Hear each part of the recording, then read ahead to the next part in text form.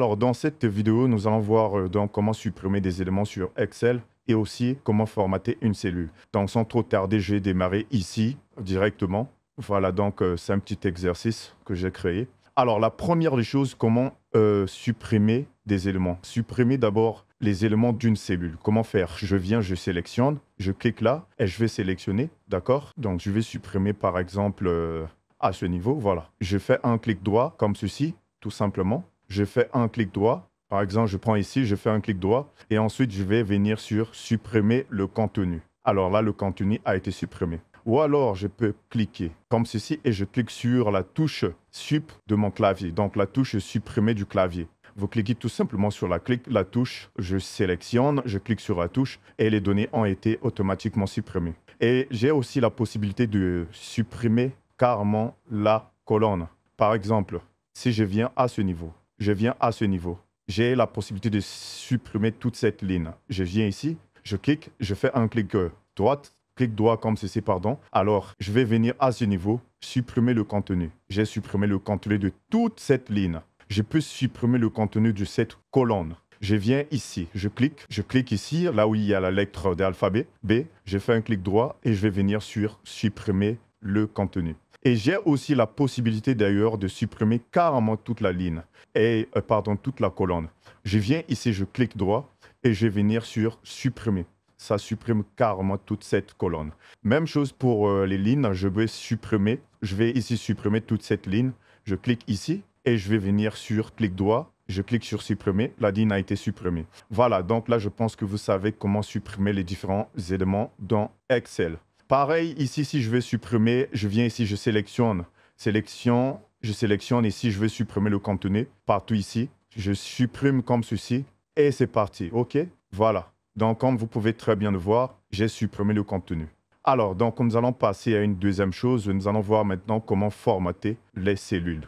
Alors, qu'est-ce que j'entends parler de formater une cellule? C'est simple. Par exemple, ici, nous avons des données monétaires. Donc, j'ai la possibilité de sélectionner toutes ces données et rajouter ou bien ajouter ici le symbole euro, tout simplement à ce niveau-là. Et ici, pour le faire, je sélectionne d'abord les cellules concernées et je fais un clic droit tout simplement et je vais venir à ce niveau. Je vais venir au niveau de format de cellule. Je clique là, c'est bon. Alors, donc ici, nous allons choisir nos formats.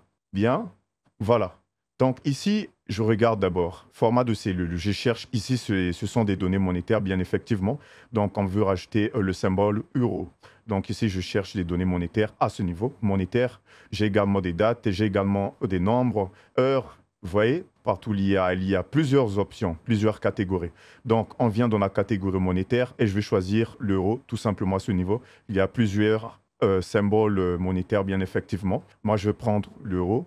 Et ici, les deux que vous voyez là, en fait, c'est le nombre du chiffre après la virgule. Donc, par exemple, quand j'ajoute 20 chiffres, si je dis 3, eh bien, vous aurez 3 chiffres après la virgule. Par défaut, on laisse à 2, tout simplement. Très bien. Une fois que vous aurez fait tout ça, vous allez tout simplement cliquer sur OK. Viens. Je clique sur OK. Et là, normalement, tout est nickel. OK?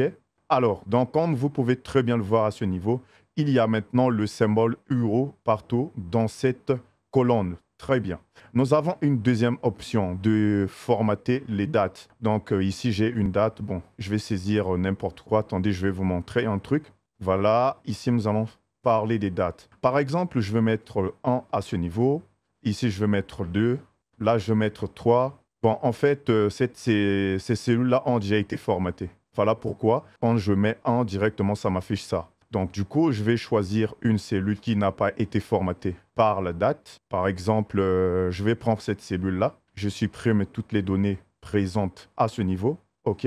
Et ensuite, je vais mettre par exemple 1, 2, 3, 4 et 5, tout simplement. Très bien. Ensuite, ce que je vais faire, c'est quoi? C'est de sélectionner toutes ces données-là, toutes ces cellules. Je fais un clic droit et je vais venir à ce niveau, format de cellule. Là, je vais choisir la date. Donc, je vais choisir la date à ce niveau, bien effectivement.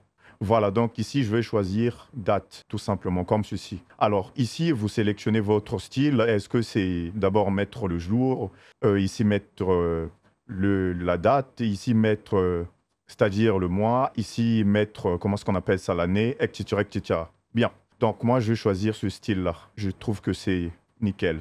Alors, je viens cliquer ensuite sur OK. Et vous allez voir, normalement, à ce niveau, vous avez maintenant la date qui a été saisie.